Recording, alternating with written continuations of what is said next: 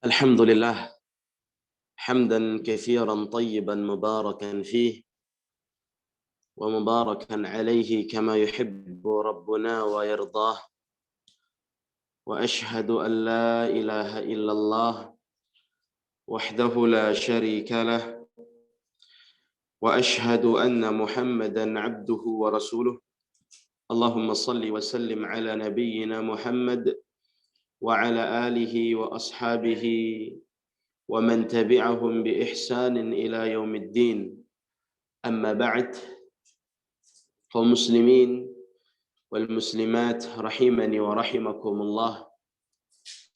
Saya mengajak diri saya dan seluruh para hadirin wal hadirat untuk bersyukur kepada Allah Subhanahu wa taala, memuji Allah Subhanahu wa taala, membesarkan dan meninggikan Allah Subhanahu wa taala yang telah memberikan nikmat limpahan karunia yang begitu banyak kepada kita sampai saat ini dan detik ini.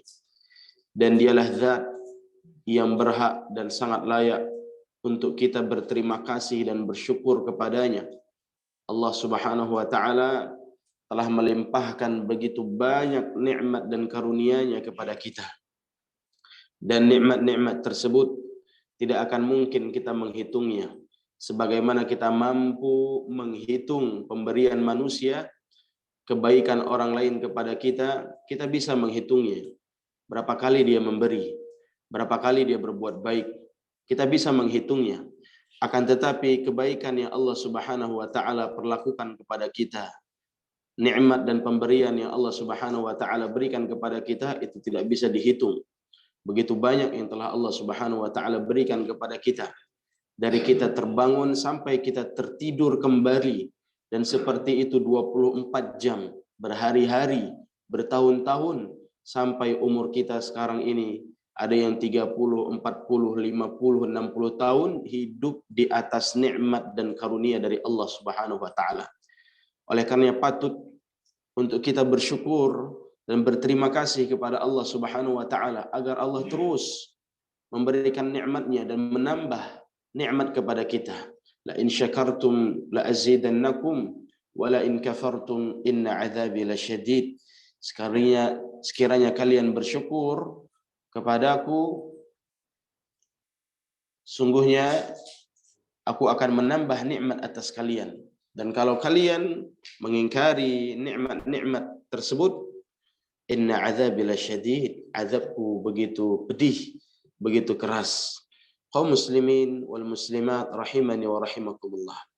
Alhamdulillah sudah beberapa hari ini kita diguyur hujan, dan ini juga termasuk nikmat dari Allah Subhanahu wa taala, dan kita berharap kepada Allah dari hujan ini kebaikannya dan berlindung kepada Allah Subhanahu wa taala dari keburukannya. Kaum muslimin wal muslimat rahimani wa rahimakumullah. Kita akan lanjutkan kajian kita di tempat ini. Semoga Allah Subhanahu wa taala memberkahi pertemuan kita ini dan memberikan balasan kepada antum semuanya, terkhusus kepada saudara kita yang telah memfasilitasi tempat ini untuk bisa berjalannya sebuah kajian, sebuah dakwah untuk memberikan kebaikan kepada kaum muslimin wal muslimat yang ada di sini. Hadirin wal hadirat yang dimuliakan Allah Subhanahu wa taala, kita masih membahas kitab Al-Fiqhul Muyassar, fikih praktis, bab masih tentang salat, ya. Masih tentang perkara salat. Terakhir kita membahas bab yang keempat, yaitu syarat-syarat salat, rukun-rukunnya dan dalil-dalilnya, dan yang berhubungan dengan hukum meninggalkan salat. Alhamdulillah, terakhir kita sampai kepada pembahasan yang keenam, yaitu fi sunaniha, berkaitan dengan sunnah-sunnah dalam salat. Perkara rukunnya sudah kita bahas, perkara wajib-wajib salat sudah kita bahas, sunnah-sunnah dalam salat kita sudah bahas. Sekarang kita masuk al-mas'alatus sabi'ah, perkara yang ketujuh, mubtilatuha, pembatal-pembatal keislaman. Ya. Ya. Pembatal salat, afwan. Pembatal salat, mubtilatuha. Pembatal salat. Sebelumnya bab ini di bulan lalu kita tidak adakan kajian di sini karena satu dan lain hal, ya. Dan kita bahas, sudah kita bacakan, hanya saja hari ini kita kembali mengulang. Mungkin ada beberapa di antara kita yang sudah mendengar, tapi karena pusat kajian kita sebenarnya di sini, sehingga kita ulang sedikit agar para hadirin yang sudah rutin mengikuti kajian ini terus mendapatkan kelanjutan yang berkesinambungan dari kajian-kajian yang kita paparkan. Terakhir kita membahas tentang sunnah-sunnah di dalam salat. Nah, sekarang kita masuk yang ketujuh, perkara-perkara yang membatalkan salat. Dan perkara-perkara yang membatalkan salat ini ada 15. Ada 15. Baik. Yang pertama, yubtilus shalah ma yubtilut taharah. Yang pertama, ia membatalkan salat itu apa saja yang membatalkan wudu. Apa saja yang membatalkan kesucian kita. Nah, karena taharah, suci, bersuci, itu syarat sahnya salat. Fa idza batalatit taharah, kalau taharahnya, sucinya seseorang telah batal, maka batal pula salatnya. Nah, batal pula salatnya. Ini secara umum. Yang kedua, yang membatalkan salat, ad-dhahak bisaut. Ad-dhahku bisautin, tertawa dengan suara. Ya. Wa huwal qahqahah. Yang dimaksud di sini tertawa terbahak-bahak atau tertawa dengan mengeluarkan suara.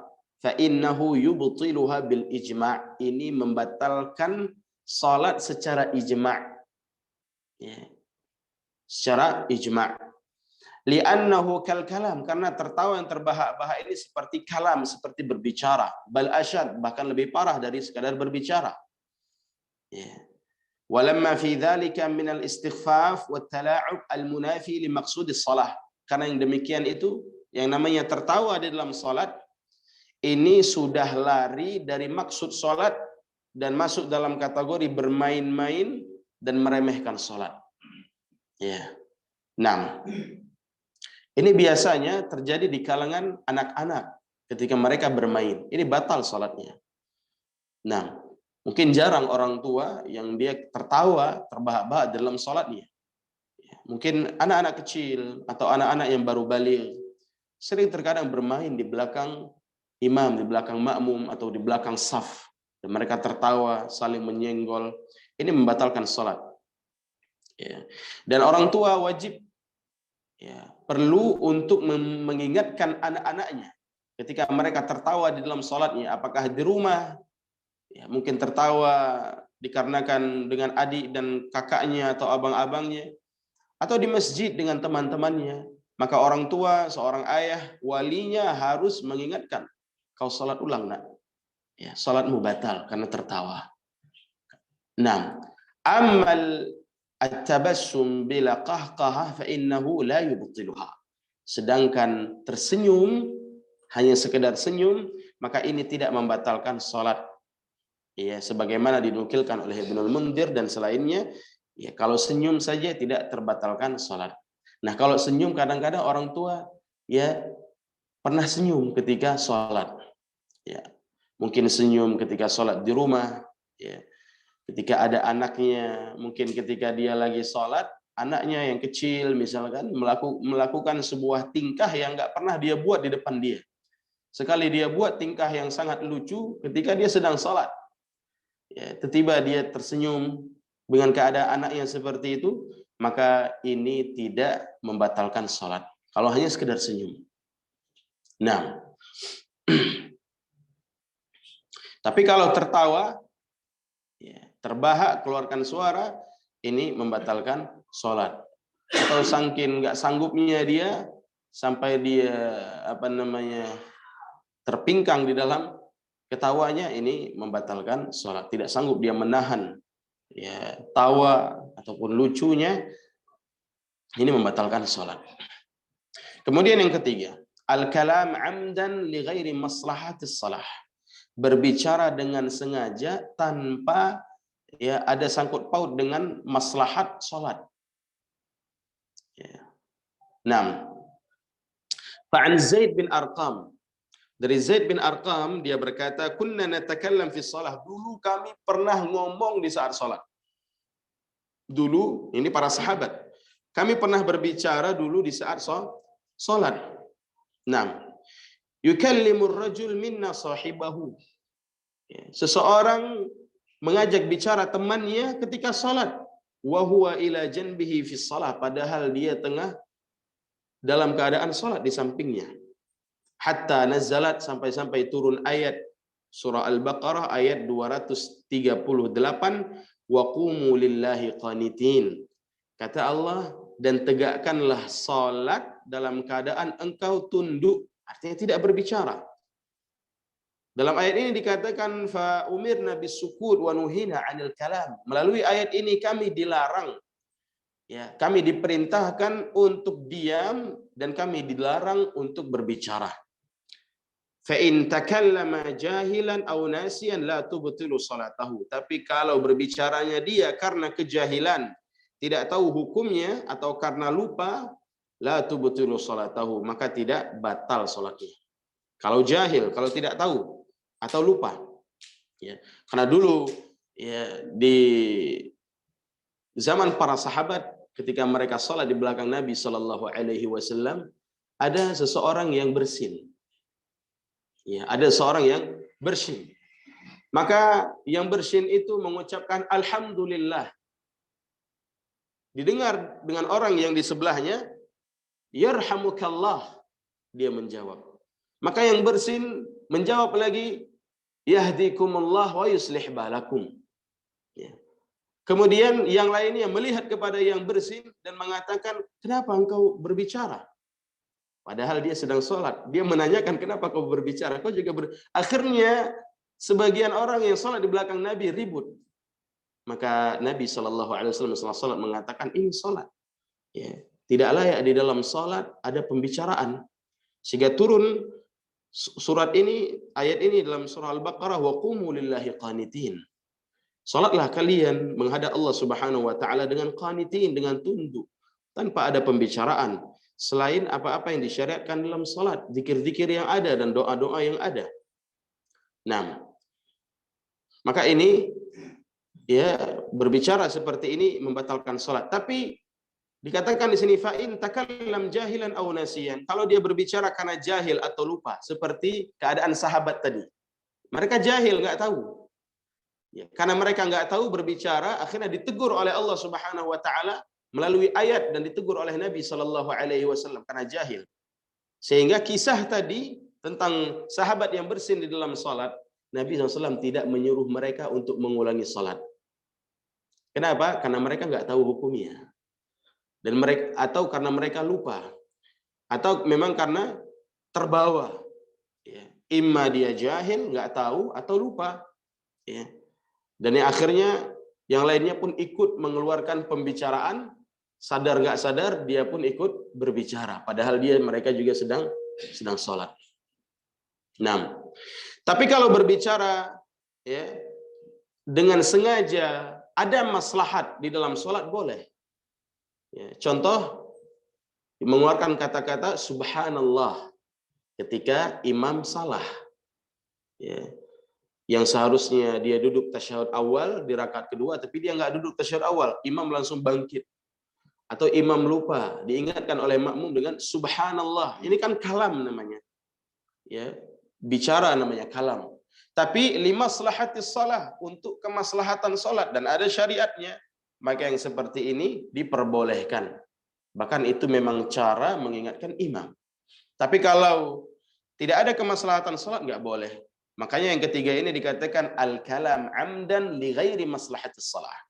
Berbicara dengan sengaja tanpa ada kepentingan, unsur kepentingan sholat ataupun maslahat sholat di situ, maka tidak boleh.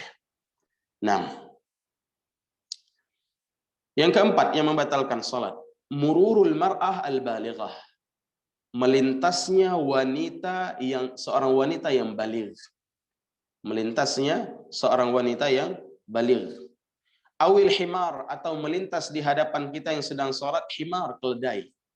Awil kalbil aswad, atau anjing hitam di hadapan orang yang sholat tanpa ada maudhi'u sujudih, ya, tidak ada pembatas sujud, artinya tidak ada sutrah, tidak ada pembatas sholat.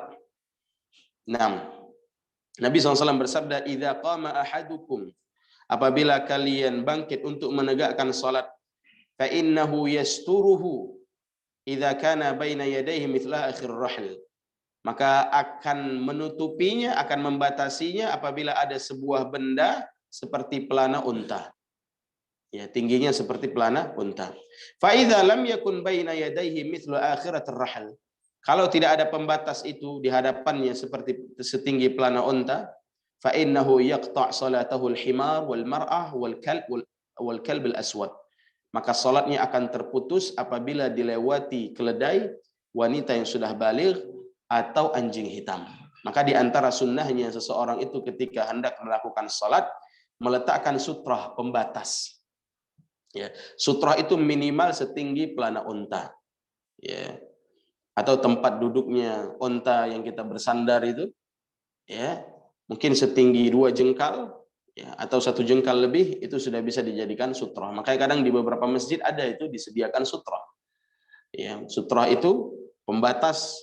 Ya, jadi agar orang kalau lewat tidak langsung lewat di hadapan kita, tapi bisa lewat di depan sutrah itu. Kalau kita di rumah biasa meletakkan bantal atau kipas angin, atau kalau di masjid kita sholat di belakang tiang, atau pas di belakang tembok, atau di belakang orang yang sedang berdiri, atau orang yang sedang sholat juga, atau di belakang orang yang sedang duduk, ya, maka itu bisa dijadikan sebagai sutrah. Karena Nabi SAW bersabda, la tusalli illa ila sutrah, jangan kalian sholat kecuali menghadap sutrah.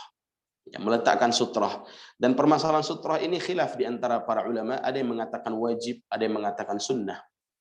Ada yang mengatakan wajib, ada yang mengatakan sunnah. Tapi pendapat yang lebih kuat, sutrah itu hukumnya sunnah. Sunnah muakkadah. Sunnah yang sangat ditekankan. Meletakkan sutrah. Jadi agar kita tidak sembarangan sholat. Karena tidak boleh hukumnya melewati, ya, orang yang sedang sholat di hadapannya. Kita lewat depan orang sholat ini nggak boleh, kecuali dia ada sutrah. 6. Sutrah itu diletakkan di depan tempat sujud. Kalau dia sujud di sini, maka dia letakkan sutrah di hadapannya. Kemudian dia sholat. Ya, maka orang boleh lewat di hadapan sutrahnya ini.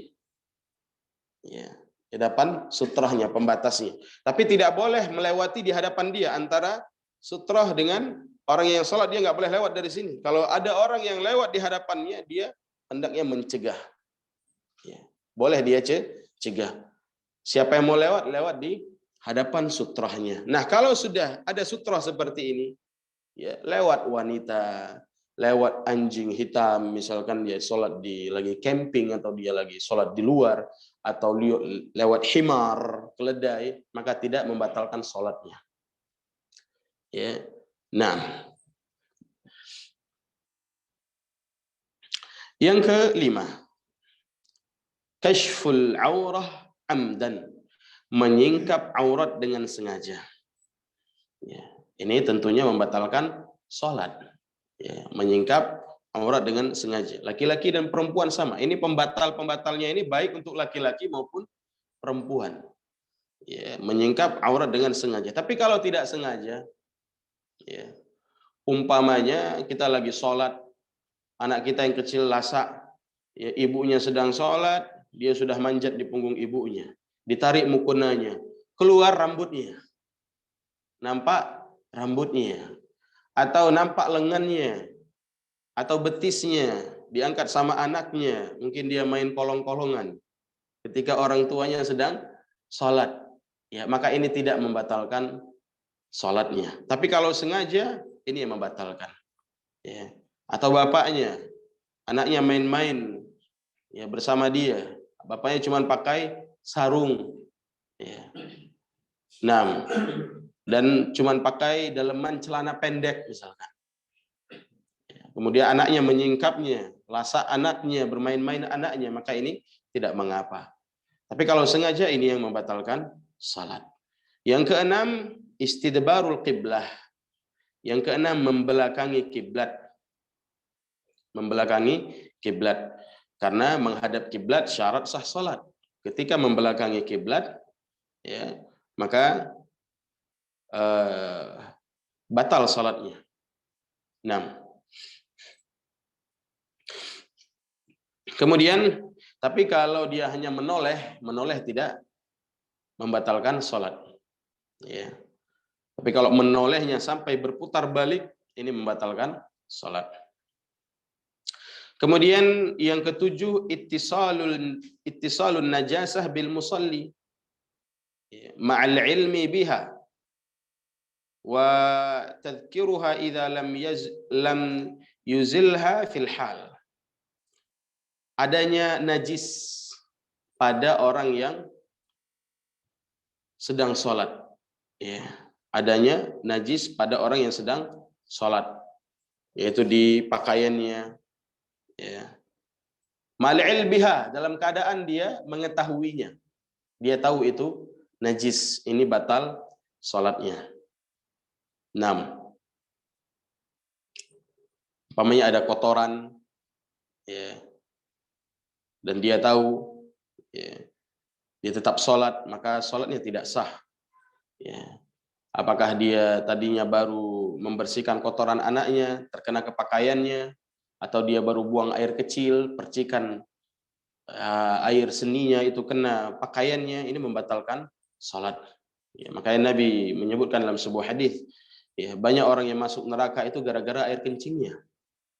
Banyak orang masuk ke dalam neraka gara-gara air kencingnya. Karena ketika dia buang air kecil, tidak memperhatikan pakaiannya, sehingga percikan air kencing itu mengenai pakaiannya, kemudian dia sholat dengan pakaian tersebut dalam keadaan dia tahu. Nah, dan seperti itu terus menerus, maka sholatnya tidak sah selama dia masih mengenakan pakaian tersebut. Kemudian yang kedelapan, tarku ruknu min arkaniha au syartun min syurutiha amdan, meninggalkan rukun atau syarat-syarat sholat dengan sengaja tanpa ada uzur. Nah, dan ini sudah kita bahas, rukun-rukun dan syarat-syarat sholat ditinggalkan, tidak dilengkapi, tidak dilaksanakan, kemudian dia main langsung sholat saja, seperti wudhu misalkan. Wudhu sudah batal, tapi dia baru mandi tadi. Ya, sholat saja enggak sah, sholatnya batal. Nah, kemudian yang kesembilan, al-amalul katsir min ghairi jinsiha li ghairi darurah. Melakukan amalan-amalan yang bukan dari jenis gerakan-gerakan sholat. Nah, seperti apa? Makan, minum. Ya. Nah, ini membatalkan sholat. Ya. Nah, dan sering kasusnya terjadi itu kalau orang sedang sholat, ada makanan sisa di mulut. Bagaimana kalau ada makanan sisa di mulut, daging misalkan, nasi, cabai, ya, atau makanan sisa lainnya. Mungkin ketika dia kumur-kumur, berwudu, tidak bersih, ya, baru terasa ketika sholat, maka dia ambil sisa makanan tersebut dengan lidahnya atau dengan tangannya, kemudian dia buang. Ya, dia buang. Atau minum, ini juga tidak boleh, ya, dengan sengaja. Yang ke-10, istinad li ghairi udhur.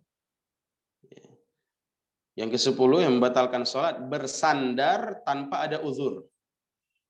Lagi sholat, nyender di tiang, nyender di tembok, nyender di pojokan. Ya, ini batal sholatnya. Kenapa? Karena berdiri itu syarat sahnya sholat. Ya. Li'annal qiyam syartun li sihhatiha. Karena berdiri itu, ya, termasuk syarat sahnya sholat. Ya, bagi sholat wajib. 6. Dan ini tanda-tanda kemalasan dan tanda-tanda nifak pada diri seseorang. Tapi kalau dia sakit, dia capek, dia lelah, orang tua dan seterusnya, boleh dia bersandar. Jangankan bersandar, dia sholat duduk pun boleh. Tapi kalau dia bermalas-malasan, tanpa uzur, makanya dikatakan sini al-istinad li ghairi uzur. Bersandar tanpa ada uzur. Kalau ada uzur lain cerita, boleh. Nah, yang ke-9, yang ke-11, ta'ammud ziyadah ruknun fi'li ka ziyadati fi ruku' was sujud. Sengaja menambah rukun gerakan di dalam sholat seperti menambah ruku atau menambah sujud. Ini nggak boleh. Menambah ruku, menambah sujud ini tidak boleh, kecuali di dalam beberapa sholat seperti sholat kusuf. Ya, dalam sholat kusuf 1 rakaat rukuknya 2 kali. Ya, setelah baca Al-Fatihah baca ayat ruku, setelah ruku bangkit baca Al-Fatihah lagi. Ya, kemudian baca ayat lagi yang lebih ringan daripada yang pertama, baru ruku, kemudian i'tidal, baru sujud. Ya. Tapi selain sholat kusuf, ya, tidak boleh dia menambah rukunya menjadi 2 kali, sujudnya menjadi 3 kali, tidak boleh. Kalau dia sengaja maka batal. 6. Yang ke-12, ta'ammud taqdim ba'dul arkan ala ba'd.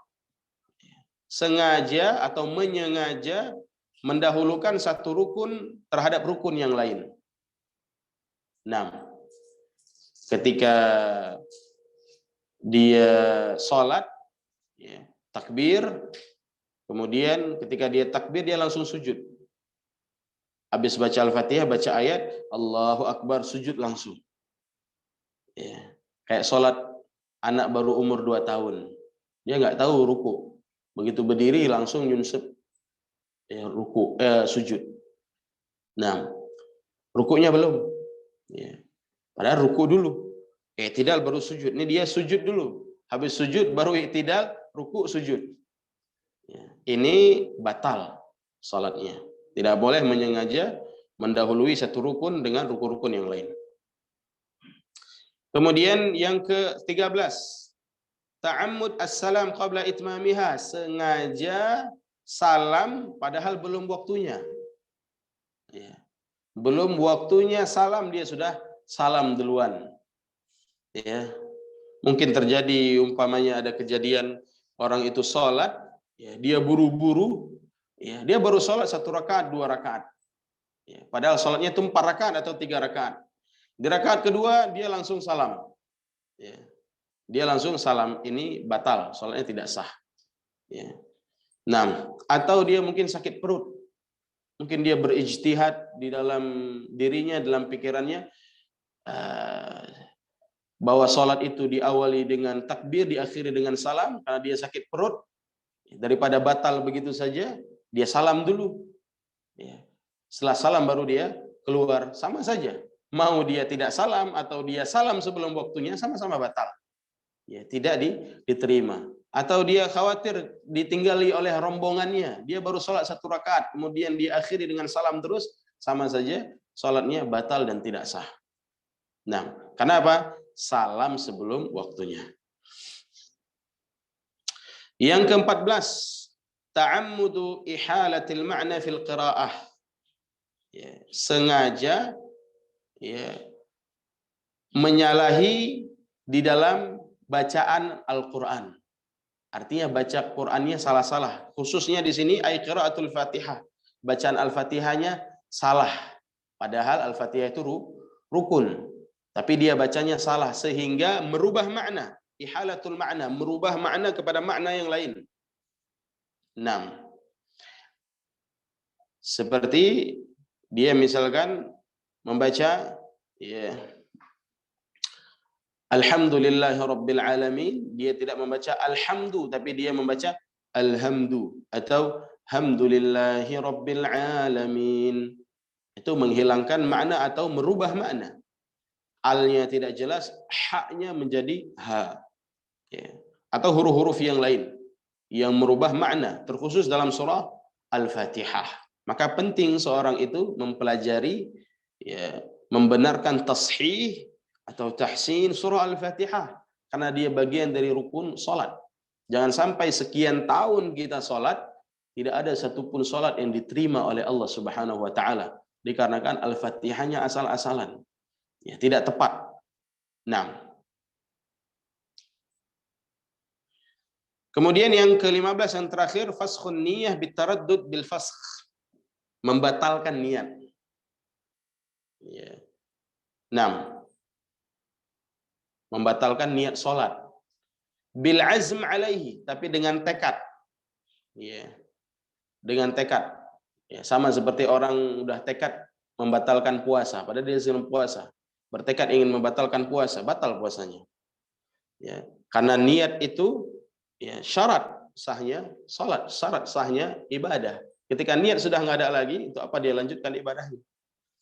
Maka niat ini bagian yang terpenting di dalam salat juga. Nah, ini 15 pembatal salat. Kita masuk masalah yang ke-8, ma yukrah fis shalah. Yang dimakruhkan di dalam salat. Tadi yang membatalkan, sekarang yang makruh. Makruh ya, itu perkara yang dibenci, yang dilarang, yang dianjurkan, disuruh untuk ditinggalkan. Nah, disuruh untuk ditinggalkan. Ya. Berpahala bagi orang yang meninggalkannya, wala yu'aqab fa'ilu, tapi tidak berdosa bagi yang melakukannya. Ya. Sehingga perkara-perkara makruh ini kalau terjadi di dalam salat, salatnya nggak batal. Ya, salatnya tidak batal. Ya. Hanya saja itu sesuatu yang harus dijauhi karena dia makruh. Makruh itu artinya dibenci. Terkadang orang kalau mendengar makruh, alah kan makruh. Makruh itu bapak-bapak artinya dibenci. Masa kita melakukan sesuatu yang dibenci oleh Allah Subhanahu wa taala? Ya, seharusnya kita melakukan hal-hal yang sunnah, yang dicintai oleh Allah Subhanahu wa taala. Ya, bukan perkara-perkara yang makruh atau menganggap perkara-perkara makruh itu perkara yang sepele. Dan terkadang makruh itu di sebagian para ulama dan para imam terkadang maknanya haram. Ya. Jadi terkadang makruh itu maknanya dibenci, ditinggalkan berpahala, dikerjakan tidak mengapa. Terkadang makruh itu bisa masuk dalam kategori haram. Makanya di dalam istilah para ulama seperti Al-Imam Syafi'i dan yang lainnya, kata-kata karahah terkadang itu maknanya ya haram. Ya. Seperti dalam hadis ya, Nabi mengatakan wa karihtu an-niyaha 'alal mayyit, dan aku membenci ya niyahah, ya, apa niyahah? Meratap.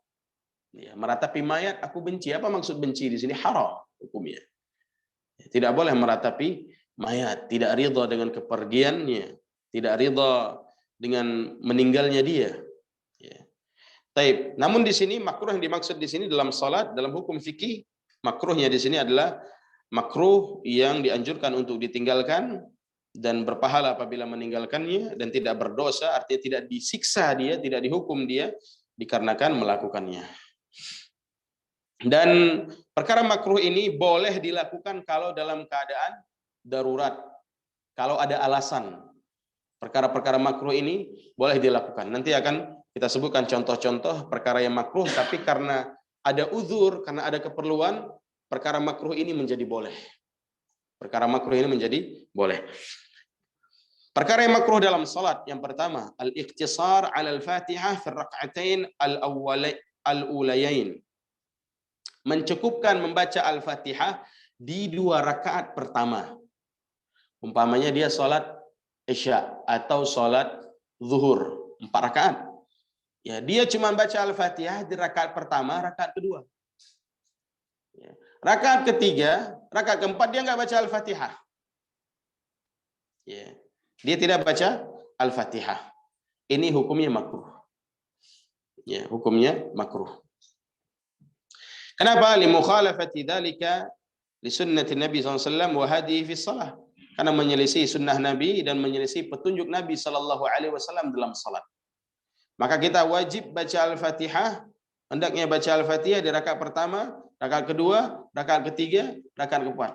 Mau berapa rakaat pun yang kita salat, apakah salat yang 2 rakaat, 3 rakaat, 4 rakaat, maka di setiap rakaat itu bacalah Al-Fatihah. 6. Taib.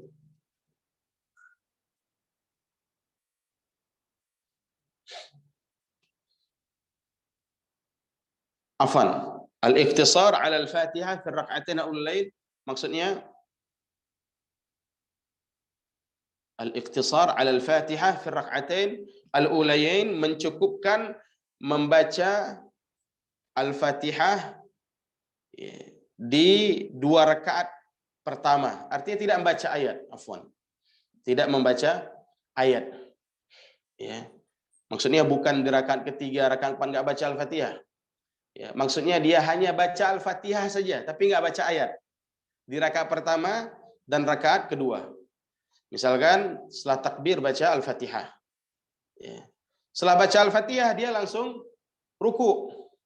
Tidak baca ayat pendek atau tidak baca surah-surah yang lain. Ya, padahal membaca ayat-ayat setelah Al-Fatihah hukumnya apa? Sunnah. Tapi yang sunnah ini nggak dia kerjakan. Ya, dia tinggalkan. Dia mencukupkan dengan Al-Fatihah saja. Ini hukumnya makruh. Rakaat kedua juga seperti itu. Tidak membaca ayat setelah Al-Fatihah. Mencukupkan dengan Al-Fatihah, kemudian ruku. Ini makruh hukumnya. Kecuali rakaat ketiga dan rakaat keempat. Rakaat ketiga dan rakaat keempat memang baca Al-Fatihah saja. Ya, tidak membaca ayat. Tapi kalau seorang mau membaca ayat, boleh hukumnya. Ya, di rakaat ketiga dan rakaat keempat. Ya. Dan keumumannya membaca Al-Fatihah saja. Tapi kalau rakaat pertama dan rakaat kedua, ya sunnahnya setelah baca Al-Fatihah, baca ayat lagi. Apakah surat-surat pendek, ayat-ayat pendek. Kalau dia nggak baca, mencukupkan dengan Al-Fatihah di 2 rakaat pertama, ini hukumnya makruh. Ya. Dan hukum makruh ini bisa hilang, boleh hukumnya kalau dia nggak punya hafalan sama sekali. Mu'allaf mungkin. Ya, baru masuk Islam. Ya, bahkan dia nggak bisa baca Al-Fatihah, maka dia baca tasbih, ya, takbir, tahmid di dalam salatnya. 6. Ini diantara contoh perkara makruh bisa menjadi boleh kalau ada uzur. Ya, seperti dia nggak hafal ayat, dia cuma baru hafal Al-Fatihah, maka cukupkan dengan Al-Fatihah, boleh, tidak makruh. Tapi kalau dia hafal ayat pendek, dia hafal tapi dia nggak baca, ini makruh, dibenci, ya, meninggalkannya dengan sengaja. Kemudian yang kedua termasuk perkara makruh, tikrarul Fatihah, mengulang-ulang Al-Fatihah, ya, tanpa ada keperluan. Mengulang-ulang Al-Fatihah, ayatnya diulang-ulang, balik diulang-ulang lagi. Ini menyelisihi sunnah Nabi Shallallahu Alaihi Wasallam. Tapi kalau mengulangnya karena kebutuhan, seperti kurang khusyuk atau salah tadi bacanya, kemudian dia ulang ayatnya, maka yang demikian boleh. Yang demikian diperbolehkan. Yang ketiga, yakrahul iltifat al-yasir fi shalah bila hajah. Dimakruhkan dalam salat al-iltifat, menoleh, ya, menoleh di dalam salat. Menoleh dalam salat, al-yasir, menolehnya kepala saja. Ya. Tanpa ada keperluan, maka ini hukumnya makruh. 6. Tidak boleh menoleh tanpa ada keperluan. Artinya kalau ada keperluan boleh, kalau ada keperluan boleh. Contoh apa? Ketika seorang itu menoleh ke kiri untuk meludah 3 kali karena waswas syaitan. Pernah dengar ya syariat itu? Ya. Seperti orang yang dia nggak khusyuk dalam salatnya, bimbang hatinya, ya karena waswas, ya. Fahadzal iltifat lihajah, maka menoleh ini karena kebutuhan, tidak mengapa, bahkan disuruh oleh Nabi Shallallahu Alaihi Wasallam untuk menoleh dan untuk meludah ke sebelah kiri 3 kali, tapi bukan meludah dengan air ludahnya, hanya sekedar percikan saja, ya 3 kali. 6. Tapi kalau dia bisa fokus lagi tanpa meludah, maka silahkan. Ya. Dan itu diperintahkan oleh Nabi Shallallahu Alaihi Wasallam. Itu menoleh yang diperbolehkan. Artinya hukum makruhnya tadi terangkat karena ada kebutuhan ini. Wa kaman khafat 'ala as-sibyan ad-dhaya' fasarat taltafit fi shalah mulahidhah lahu, atau orang tua yang khawatir terhadap anaknya, takut anaknya lari, takut anaknya main entah kemana, dia bawa ke masjid umpamanya. Yang tadinya dia sholat di pojok, di sampingnya dia taruh anaknya, ketika dia sholat anaknya entah kemana. Khawatir anaknya lari ke jalan, ya, atau diculik orang, kemudian dia menoleh sedikit untuk memastikan keberadaan anaknya, maka ini boleh. Ya, yang seperti ini boleh lihajah, maka hukum makruh tadi terangkat karena ada kebutuhan ini. 6.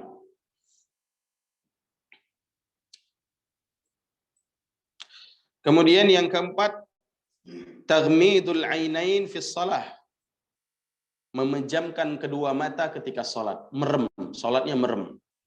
Allahu akbar, dari takbir sampai ya ini merem aja, ini makruh hukumnya. Salat sambil merem, matanya terpejam, tertutup. Ya. Kenapa? Ini dzalika yushbihu fi'lul majus. Karena menyerupai perbuatan ibadah majusi. Ya. Ketika mereka nyembah, ya, inda ibadatihim an-niran, ketika mereka menyembah api. Nah, lihat orang-orang Pekong itu kalau mereka ya beribadah, ya, dengan apa namanya lidi, ya, gecok sabahan puri gedut menang. Tahu menekalan? Orang-orang Cina itu membakar lidinya yang warna merah itu, kemudian mereka matanya kan merem. Ya. Itu termasuk menyerupai ibadah majus. Dan Nabi SAW tidak pernah ridha ada tata cara ibadah yang disyariatkan oleh Allah Subhanahu wa taala menyerupai mereka. Nabi nggak mau. Ya, kalau mereka ibadahnya merem, kita jangan merem, nggak boleh merem. Tapi kita buka mata, lihat ke tempat sujud. Nah, dan sebagian mengatakan itu menyerupai ibadahnya Yahudi. Ya. Wa qad nuhina 'anit tashabbuh bil kuffar, dan kita dilarang untuk tasyabbuh, untuk menyerupai orang-orang kafir, nggak boleh. Man tasyabbaha biqaumin fahuwa minhum. Ya. Sehingga ketika kita sholat jangan merem, dan merem ini nanti bisa ngantuk. Ya. Kemudian yang terbayang bukan lagi sholat, dah macam-macam yang dia bayangkan. Nah, jadi tidak boleh sholat dalam keadaan merem, makruh hukumnya. Dia harus buka matanya. Kemudian yang kelima, iftirasyudz dzira'ain fi sujud. Ya. Iftirash artinya membaringkan kedua dzira', kedua lengan kita ini ketika sujud seperti ini. Sunnahnya, ya, syariatnya ketika sujud kan tangan kita begini, sujud. Ya, ini dia tidurkan tangannya. Ini tidak boleh. Ya. I'tadilu fi sujud. Ya. Lakukanlah dengan benar ketika kalian dalam keadaan sujud. Wala yubsitu ahadukum dzira'ihi in bisatil kalb. Nabi mengatakan jangan kalian menidurkan, ya, merebahkan lengan kalian seperti seekor anjing yang sedang merebahkan badannya. Nah, lihat anjing kalau merebahkan badannya kan seperti ini, sambil mengeluarkan lidahnya. Ya. Maka kita ketika sujud jangan meletakkan tangan seperti ini, tapi diangkat. Kalau sholat sendiri, lebarkan. Kalau sholat berjamaah, sesuaikan. Ya. Nanti kalau sholat jamaah begini juga, kena muka orang. Ya. Ketika sholat berjamaah, kita sesuaikan. Nabi mengatakan hendaknya kalian melembutkan tangan-tangan kalian kepada saudara kalian ketika sholat. Ya. Tapi kalau kita sholat sendiri, kita buka. Ya. Ketika sholat berjamaah disesuaikan. Nah, fayanbaghi lil musalli an yujafi baina dzira'i wa yarfa'uhuma 'anil ard wa la yatashabbahu bil hayawan. Hendaknya orang yang salat dia tegakkan kedua lengannya, dia angkat ya dari ard, dari lantai, dan jangan dia meniru seperti hewan. Hewan apa yang dikatakan?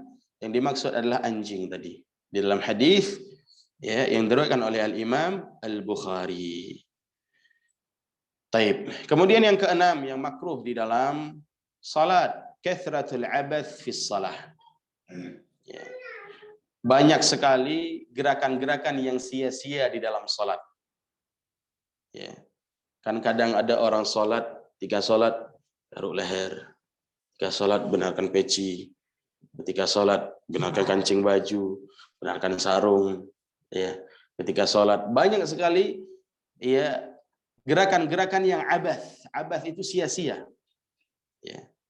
Lamma fihi min syighalil qalb, itu akan membuat hati tersibukkan dari kekhusyuan, tidak khusyuk lagi, sibuk dengan hal-hal yang tidak ada sangkut pautnya dengan salat.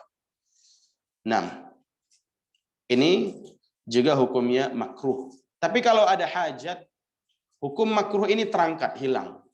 Seperti apa? Bunyi HP. HP kita bunyi.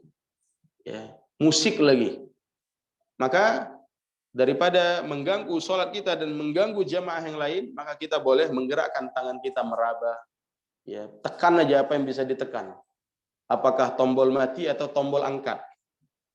Yang penting diam dia. Ya, diraba saja, ditekan.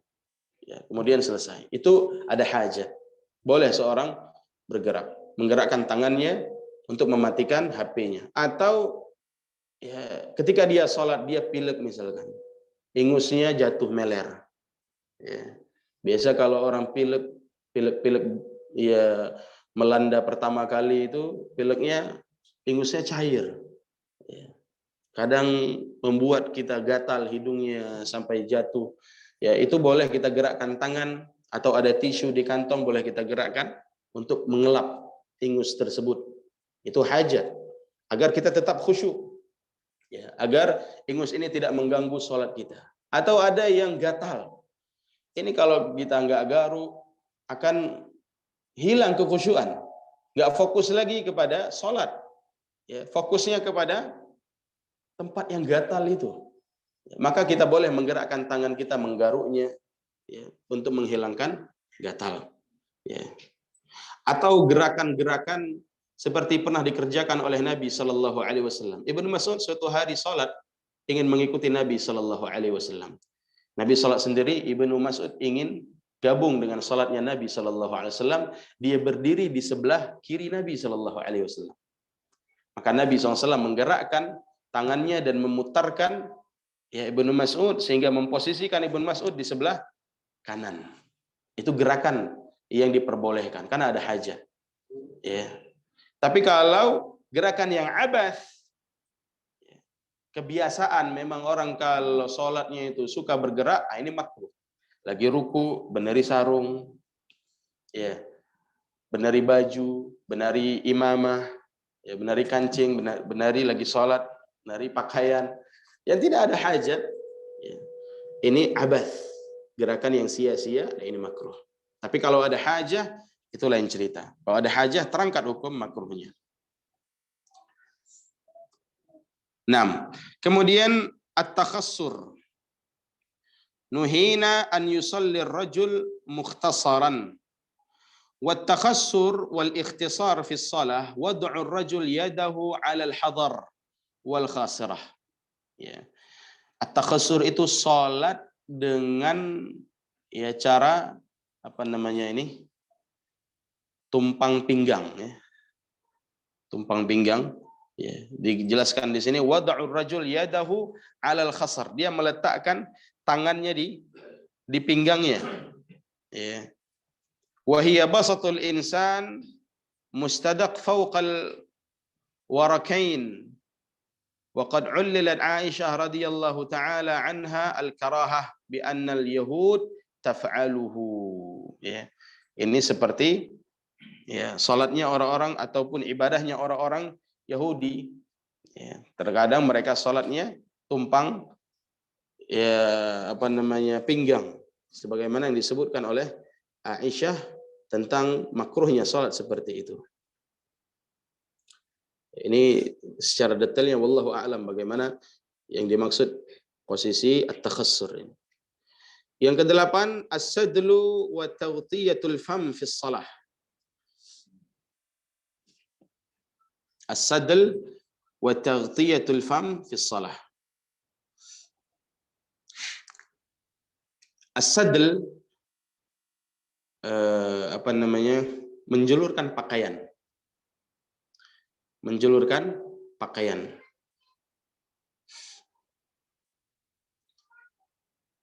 Naha Rasulullah sallallahu alaihi wasallam anis sadl fi shalah wa an yughtir rajul fah, dan dimakruhkan juga menutup mulut. Apa yang dimaksud dengan as-sadl? An yatrahul musalli thawb ala katifaihi,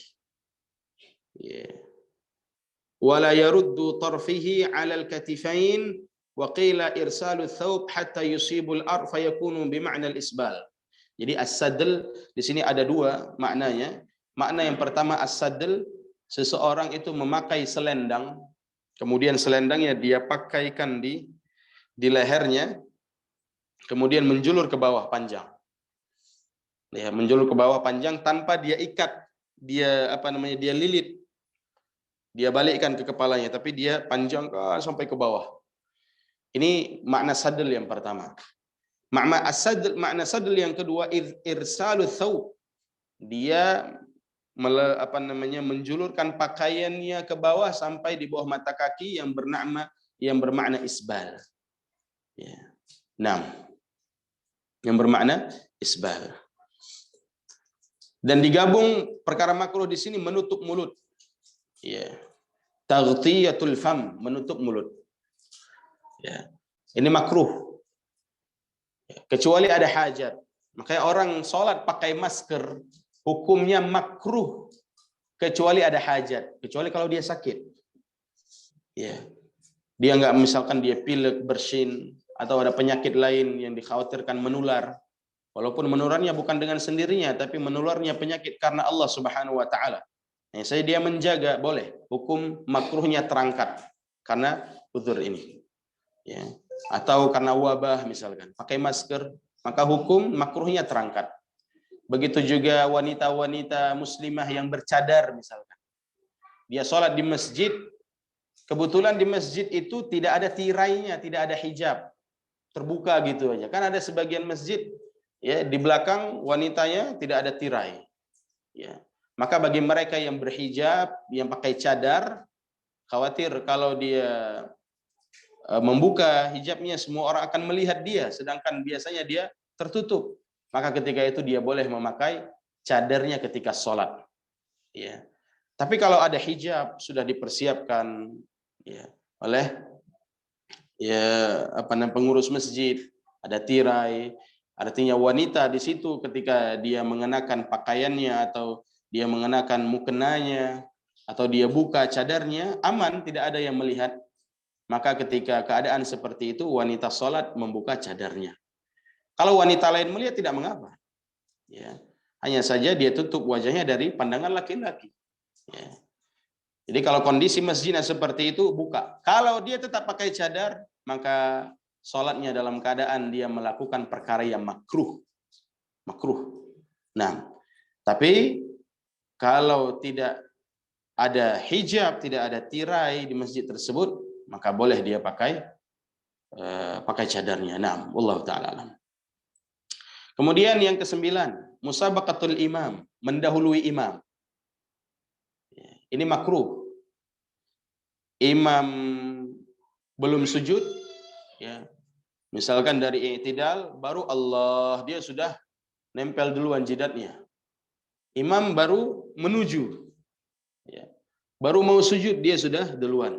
Ini musabaqatul imam, mendahului imam. Berlomba-lomba dengan imam. Nabi mengatakan, "Ama yakhsha ahadukum idza rafa'a ra'sahu qabla al-imam an yaj'ala Allah ra'sahu ra'sa himar aw yaj'ala suratuhu suratu himar." Tidakkah kalian khawatir orang-orang yang duluan mengangkat kepalanya daripada imam, bergerak lebih duluan daripada imam, Allah akan jadikan kepalanya kepala himar, dan Allah Subhanahu wa taala akan jadikan rupanya rupa himar, rupa keledai. Kepala dirubah jadi kepala keledai. Rupanya dirubah menjadi rupa keledai. Kapan? Ketika hari kiamat nanti. Ketika hari berbangkit nanti. Ya. Manusia dibangkitkan dengan rupa-rupanya mereka masing-masing, dia dibangkitkan dengan rupa keledai. Kenapa? Karena dulu mendahului imam. Ya. 6. Kemudian yang ke-10 tashbik al-asabi'. Ya. Tashbik al-asabi' yaitu menyela-nyela tangan di dalam salat. Ya. Menyela-nyela tangan di dalam salat. Wa amma tashbih kharij as-salah fala karaha fihi walau kana fil masjid. Ya. Tapi kalau tashbih di luar salat maka tidak mengapa. Tashbih itu begini. Ya. Menggabungkan dua tangan seperti ini. Ya. 6. Ini perkara yang makruh. Yang ke-11 kafu sya'r wa thawb, menahan rambut ataupun pakaian. Ini makruh. Menahan rambut bagaimana maksudnya? Mengikat. Ya, mengikat rambut, menahan rambut di dalam salat hukumnya makruh. 6. Begitu juga menahan pakaian. Bagaimana menahan pakaian? Melipat pakaian. Ini makruh. Ya, tangan ya, habis wudu, salat enggak kita kembalikan. Jadi biar terlipat begini. Kemudian kita salat dalam keadaan ini disebut dengan kafus thawb. Menahan apa namanya? Menahan kain. 6. Wal kaf kata para ulama qad yakunu bi ma'na al-jam, menggulung. Ya. La yajma'uhuma wa yudammuhuma wa qad yakunu bi ma'na al-man' ay la yamna'uha min al-istirsal hal as-sujud wa kulluhu min al-'abath al-munafi lil khusyu' fi shalah.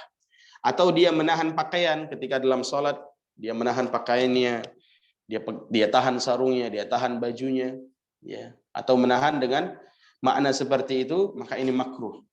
Atau menahan dengan lipatan, ini juga makruh. Ya. Bagaimana dengan menggulung celana? Ya, daripada isbal, maka dia gulung. Ya. Kalau dia tahu hukum isbal itu haram, kemudian dia menggulungnya, ya, maka menggulungnya lebih berhati-hati daripada dia biarkan menjulur. Karena menggulungnya makruh, membiarkannya haram. Ya. Maka dia memilih yang lebih ringan, yang lebih akhaf, ya. Yang lebih ringan dari keduanya. Taib. Yang ke-12,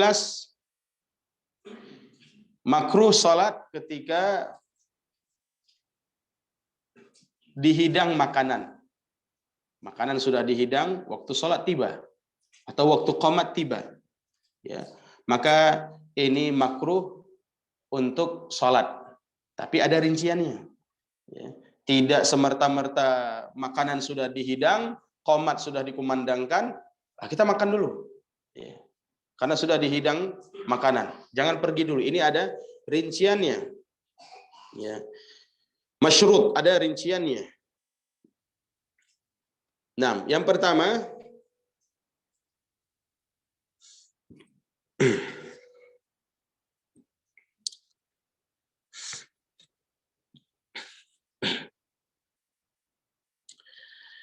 ma'a qudratihi ala tanawulihi wa kaunuhu hadiran baina yadayhi. Falau kana at-ta'am hadiran lakinnahu sha'im. Kalau makanan itu dihidang tapi dia dalam keadaan puasa, ya enggak boleh makan. Au syab'an la yashtahi, makanan itu dihidang tapi dia dalam keadaan kenyang. La yashtahi, dia pun enggak selera lihatnya. Ya. Ini sudah dihidang makanan, kita makan dulu. Tapi dia kenyang kali masih. Dia enggak selera pun lihat makanan tersebut. Ya, maka dia salat, ini hukumnya enggak makruh. Au la yastati' tanawuluhu li syiddati hararah. Atau makanan dihidang panas sekali masih. Enggak bisa langsung dia santap. Tapi qomat sudah dikumandangkan, maka tidak mengapa dia salat dulu, itu tidak makruh. Ya. Fa fi dzalika kulluhu la yakrah lahu as-shalah bihadratih. Maka dengan keadaan seperti ini tidak mengapa dia salat dulu dan ini tidak makruh. Tapi kalau ketika makanan itu dihidang, sudah dihidang, dia dalam keadaan lapar. Ya, tadi sarapan belum, makan siang belum, ini maghrib sudah dihidang. Qomat di masjid sudah. Ya. Maka mana harus dia dulu, makan atau ke masjid dulu? Maka yang dia dahului makan dulu. Ya, kenapa? Kalau dia hadir ke masjid dalam keadaan lapar, dia tadi sudah melihat makanan yang begitu, dia sudah selera lihat makanan itu, dia sudah lapar. Akhirnya dia sholat, yang dia ingat di dalam sholat adalah makanan. Jadi fikihnya dia dahului makan dulu beberapa suap, bukan makan sampai tuntas. Kalau dia makan sampai tuntas, tuntas juga sholat di masjid. Jamaah sudah habis. Jadi fikihnya itu, ya, ketika dia sangat lapar, makanan sudah dihidang, qomat sudah dikumandangkan, maka dia makan beberapa suap, makan beberapa potong kue atau apa yang dihidang, ya, selesai dia sholat. Ya, sehingga rasa lapar itu sudah hilang. Setelah sholat baru dia kembali makan. Jadi bukan dia mendahului makanan dan makan sampai tuntas apa yang dihidangkan. Ya, itu jamaah masjid sudah pada pulang nanti. Akhirnya dia rugi, tidak mendapatkan sholat jamaah. Ini perlu diperhatikan. Bukan berarti seorang berdalil, karena Nabi SAW bersabda, la salata bihadratit ta'am. Tidak ada salat bagi orang yang telah disuguhkan makanan. Ya, tapi kita harus tahu fikihnya, jangan sampai gara-gara makanan salat pun nggak dapat. Jadi kalau kita memang sangat lapar, makan dulu. Memang diutamakan makan dulu. Ya, seberapa yang kita bisa makan untuk mengganjal rasa lapar, menutupi rasa lapar, kemudian langsung pergi salat. Nah, tapi kalau kita memang tidak, ya, selera dengan makanan tersebut karena juga kenyang, kita sholat dulu, maka itu tidak makruh. Kemudian juga yang makruh menahan sakit, ya, ia akan keluar dari dua jalur. Menahan sakit kencing, mau buang air besar, ini hukumnya makruh. Makanya sebelum sholat kita buang air kecil dulu, buang air besar. Tapi kalau kita sudah terakhir ini, rakaat terakhir, ya, bahkan di tahiyat akhir, ya, mau buang air besar, gimana ini caranya? Maka tahan, tidak mengapa, ya, walaupun makruh. Ya. Nah, tapi kalau seorang membatalkannya, tapi kalau sudah keluar angin, terdengar suaranya dan tercium baunya, maka batal. Tapi kalau dia tahan, makruh, tapi sholatnya tetap sah. Ya, makanya perlu persiapan sebelum sholat. Ya.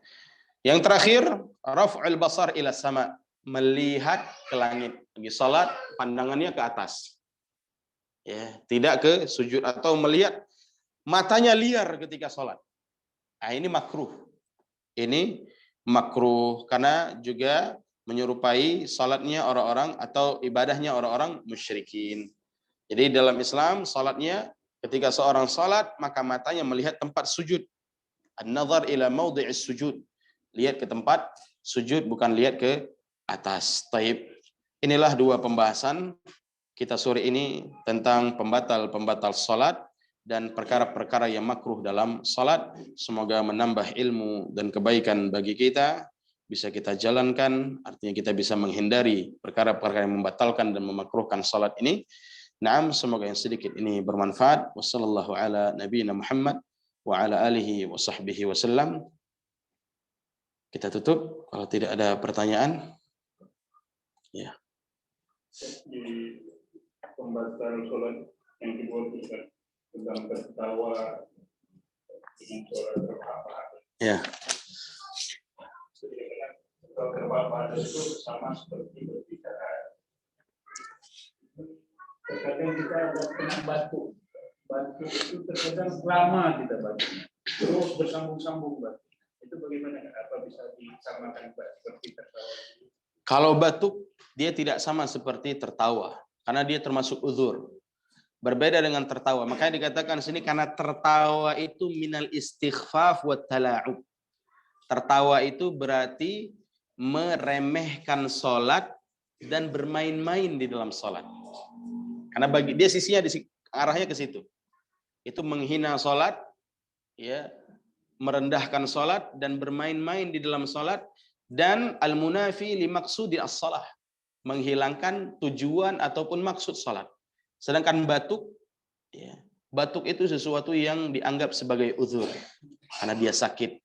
Walaupun batuknya terus dur, ya, maka tidak membatalkan salat dan bahkan juga tidak makruh di dalam salat. Nah,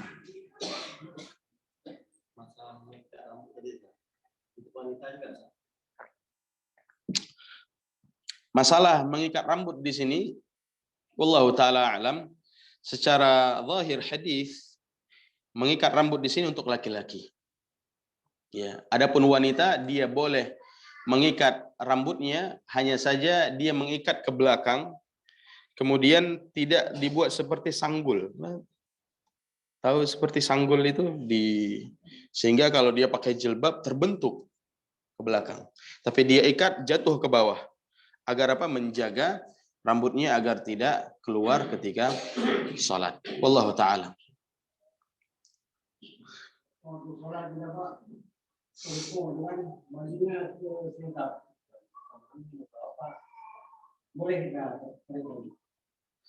Kalau sudah tersingkap sebelum sholat, dia tahu ini baju saya pendek. Kalau saya ruku ini nampak bagian aurat. Ya. Bagian aurat ini nampak. Ya, kemudian kalau saya ruku, saya sujud nampak. Maka dia ganti. Ya, atau dia pakai sarung atau dia masukkan bajunya ke dalam, kemudian dia ikat dengan tali pinggang. Itu termasuk juga mempersiapkan syarat-syarat sah sholat. Tapi kalau dia sudah pastikan ini aman, qadarullah ketika sholat seperti naik atau terlepas apa yang sudah dia ikat, maka dia boleh menutupnya dan menariknya agar menarik kainnya ke bawah atau menaikkan celananya ke atas, ini diperbolehkan. Tapi kalau dia menyengaja, dia sudah tahu ini akan tersingkap, tapi dia sholat, ini nggak boleh. Tapi kalau dia menggerakkan untuk menutup sesuatu yang tidak sengaja, maka tidak mengapa. Ya. Wallahu ta'ala. Iya. Kita sembahyang berjamaah. Kadang-kadang kita mendengar imamnya membaca Fatihah. Salah. Ya. Baik salah hukumnya ataupun salah maknya. Jadi kita ada apa? Kadang ketemu kadang-kadang. Terus kita ralat itu. Gimana itu semuanya? Kita ralat. Kita ralat. Misalnya Fatihah itu biasanya salah di iya karena wudu itu. Iya. Kalau dia kadang-kadang makduwi. Iya. Biasa salah. Kita kadang-kadang itu kan tidak sadar itu. Gimana? Nah, ini yang pertama, setiap masjid itu ketika mengangkat seorang imam harus mengangkat imam yang benar-benar dia bagus dalam bacaannya. Ini yang paling pertama sekali yang harus diperhatikan bagi yang mengurus masjid ataupun seorang imam. Sudah terlampau dia menjadi imam. Ya. Maka bagaimana dengan sholatnya kita? Ya. Di sini ada dua hal. Yang pertama, kalau dia salah di dalam makharijul huruf atau salah di dalam mad yang membuat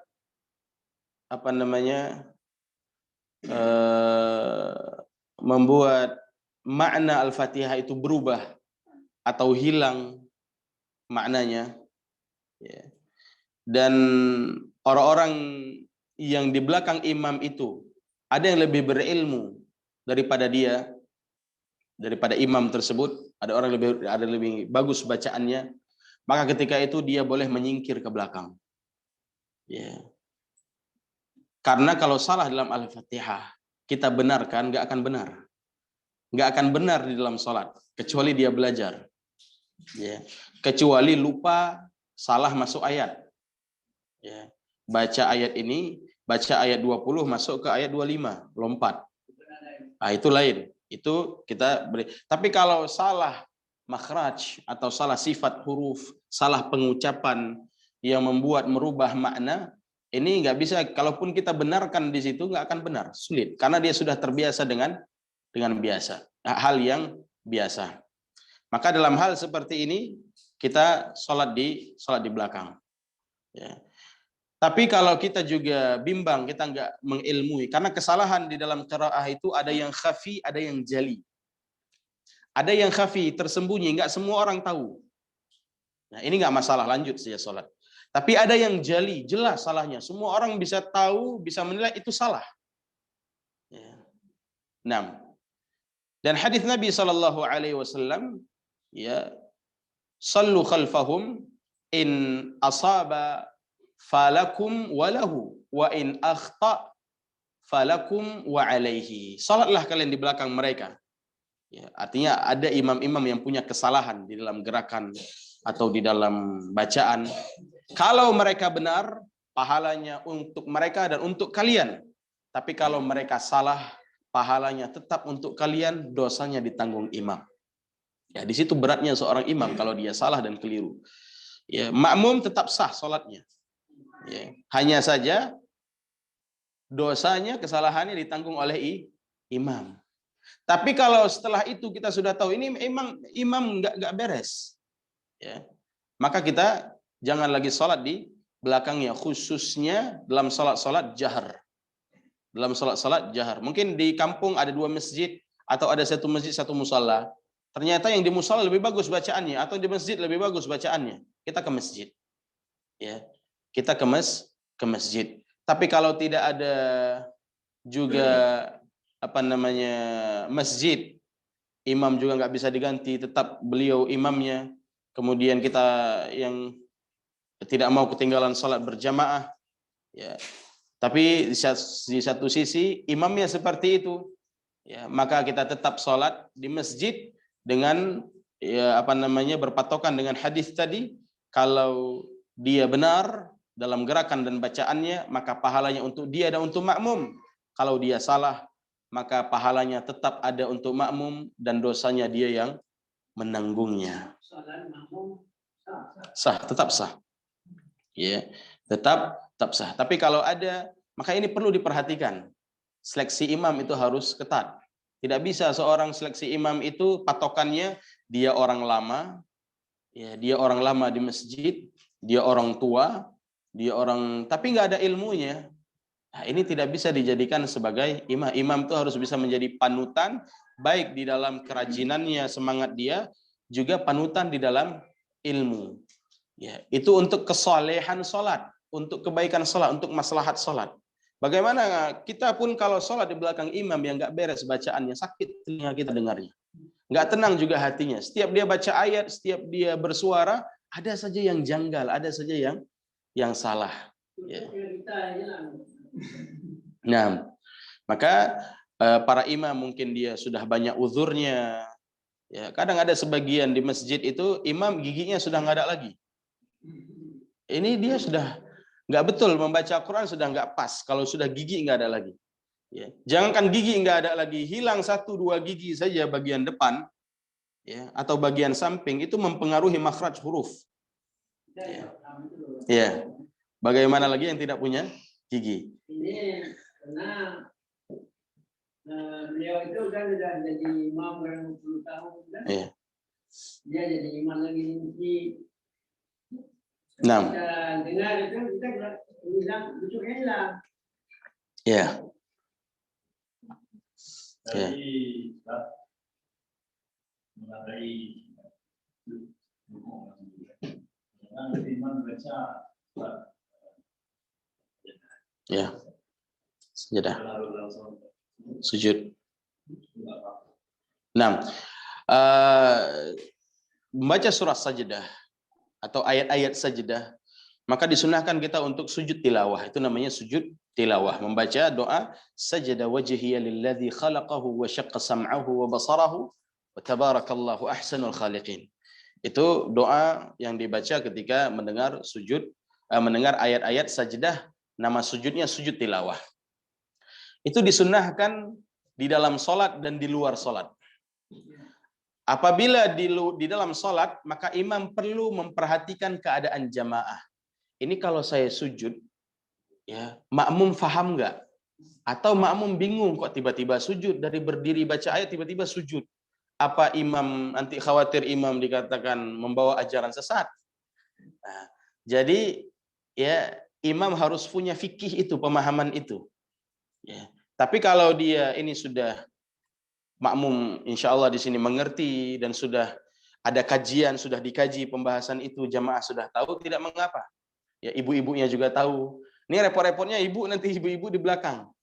Ya, ini tiba-tiba sudah sujud, ya kemudian dah baca ayat lagi bangun. Bangun sudah baca ayat lagi. Akhirnya membuat jamaah bingung, baik laki-laki apalagi ibu-ibunya. Maka kalau dikhawatirkan akan terjadi seperti itu, maka imam tetap dia ya selesaikan saja bacaannya tanpa sujud tilawah. Ya, demi kemaslahatan makmum. Ya, tapi kalau memang sudah diketahui, misalkan kita di pesantren atau di sebuah kampung atau di sebuah masjid yang sudah ma'ruf, seperti misalkan ya sujud tilawah di pagi Jumat. Pagi Jumat itu sunnahnya itu membaca rakaat pertama surah Sajadah, ya. Kemudian di rakaat kedua baca surah Al-Insan. Memang agak panjang, tapi itu disunnahkan dan Nabi merutinkan bacaan itu. Ya. Maka ketika keadaan jamaah sudah tahu dan itu sudah terbiasa dilakukan di masjid, itu tidak mengapa. Tidak mengapa. Tapi kalau nggak pernah kita melakukannya, atau ayat-ayat sajadah kan tidak hanya di surat sajadah, ada 15 tempat di dalam Al-Quran ayat sajadah, ada 15 tempat. Ya. Maka seperti dalam Bismillahirrahmanirrahim khalaq, itu ada surah sajadahnya di situ. Di dalam juz 30 ada 2 tempat. Ya. Di sholat isya atau di sholat subuh atau sholat maghrib melewati ayat-ayat itu dan khawatir makmum nggak paham, maka jangan sujud. Kita baca saja sampai habis, kemudian rukuk seperti biasa, sholat seperti biasa. Kecuali kita sudah memberikan materi kepada makmum, ada kajian khusus membahas masalah itu, kemudian kita tandai tempat-tempatnya, tandai tempat-tempat surah-surah atau ayat-ayat tilawah sehingga makmum tahu, maka demikian tidak mengapa. Ya, itu yang perlu diperhatikan.